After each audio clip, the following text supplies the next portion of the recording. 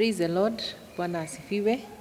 This morning we are going to share the word on building a strong family church, and we are going to look at today at the characteristics of a strong family church.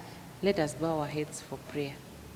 Almighty God, we thank you this wonderful morning. Thank you because of your goodness and your faithfulness. As we share the word, dear Lord, we pray that you may speak to our lives, dear Lord, speak to our hearts, dear Lord, that this word may come real in our lives, dear Lord, and you may help us to do your word and to act on your word according to your will. In Jesus' name we pray, amen. Bwana asifiwe.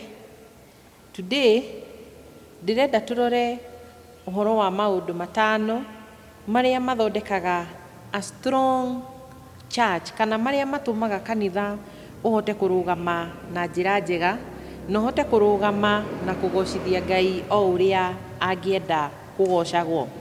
Characteristic number 1, tugaga atiriri, the family is the basic unit of the society.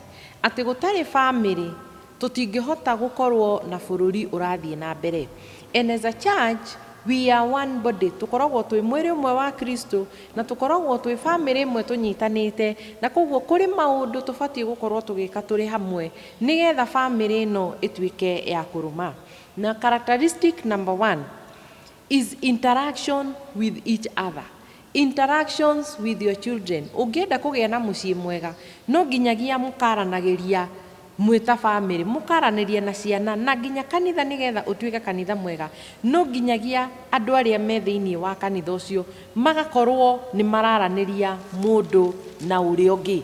Interact with one another. Menya mathina ma mundu ucio ungi, menya kiria kirathini ucio ungi, menya riria mundu ucio aikaraga akenete nigetha mukahota kwaraniria na guikarania muri na thayu. Ephesians 5 and verse 19 yugaga atiriri, speak to one another with psalms, hymns, and spiritual songs. Sing and make music in your heart to the Lord, always giving thanks to the Father for everything in the name of our Lord Jesus Christ. Riria tukwaraniria mundu na uria ungi, speak to one another as a church with psalms, with hymns, with spiritual songs. Ako ni kuonania ati kanitha witu uri na gikeno no uri na thayu. Point number 2, set a good example. Wita mutongoria wa kanitha, set a good example. Wita mutongoria wa mucii, set a good example. Turi aciari tukoragwo twi a role model kuri ciana citu, na tuoka thiini wa kanitha riria turatongoria kanitha, set a good example to the people you are leading.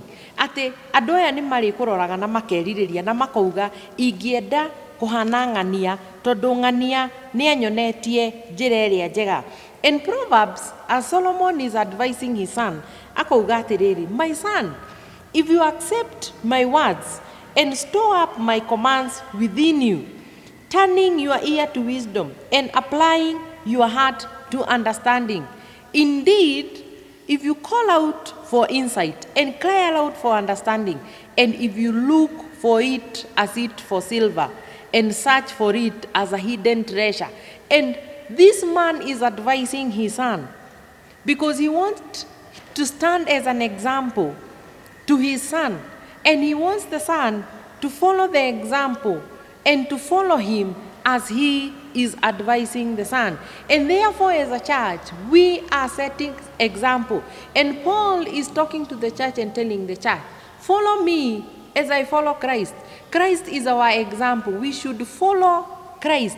Na turumirire na maundu maria mothe Kristo ekite ari example itu ya muturire wa guku thi. And as a church, if you are able to set a good example towards each other, na kuri andu aria mari na kuuja, we will be able to pull them into the kingdom of God. And therefore it's very important for us to set a good example as a church, and it is one of the good characteristics of having a strong family church. We set example, a good example to the people outside there and to the people that we are leading. Point number 3 is that a strong family church watches over and protects each other. And the Bible says that love covers a multitude of sins. And therefore, as we are watching over and protecting each other, we are showing a lot of love towards each other. And therefore, we are able to protect each other. You protect your family, that nothing is going to come from within or without that is going to hurt your family. And therefore, we are able to protect each other, and we are able to take care of each other and watch over each other. When one of us has an issue, a strong family church, we will be able to come and set and protect each other and watch over each other when we are going through a very hard issue. And therefore, we will not be able to expose ourselves to the outside world. Point number 4 is that the children in our church should be trained on the way they should go. Ephesians 6 and says, Ephesians 6 talks about your sons and daughters, you watching over your sons and your daughters. And as you watch over your sons and your daughters, teach them the good way that they will be able to walk in.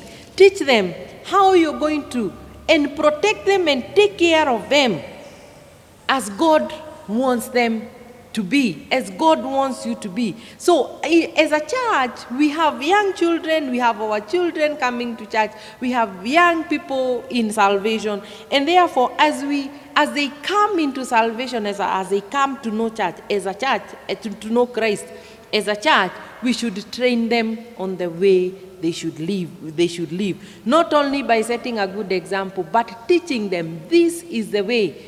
Because Christ says, I am the way, I am the truth, and I am the life. And as I'm following that Christ, who is the way, the truth, and the life, I need to know the steps that I am going to take so that I do not fall from that way.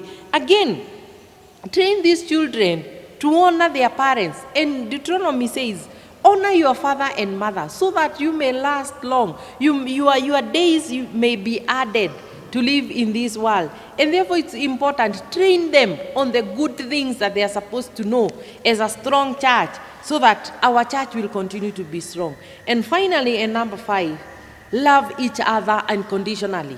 And love comes because Christ himself died for us. And John 3:16 says that for God so loved the world that he sent his one and only Son, so that whoever believes in him shall not perish, but have everlasting life. And therefore that unconditional love, that Christ loves us just the way we are, just as you are, in your situation, in your sins. We all have sinned, but Christ loves us with an unconditional love. To build a strong family church means we have to love each other unconditionally, because Christ loves us and he is commanding us, love yourself, love your neighbor as you love yourself. And as we love the other person, only God can help us, only that Jesus can help us to love the other person unconditionally, because he loves us with an unconditional love. We cannot do it by our own, but his grace will make us love the other person. May God bless you as we try to practice these characteristics of building a strong family church, and we will be able to come back together and build a church for God. Let's bow our heads for prayer. Father in heaven, we worship you. We honor you because you are great and you are wonderful. How we pray, dear Lord, that you may help us as a church to stand strong and love each other, to stand strong so that, Lord, when you look at us and when you see us, dear Lord, all the glory shall be unto you, dear Lord. Come and bless us and take care of us. In Jesus' name we pray. Amen.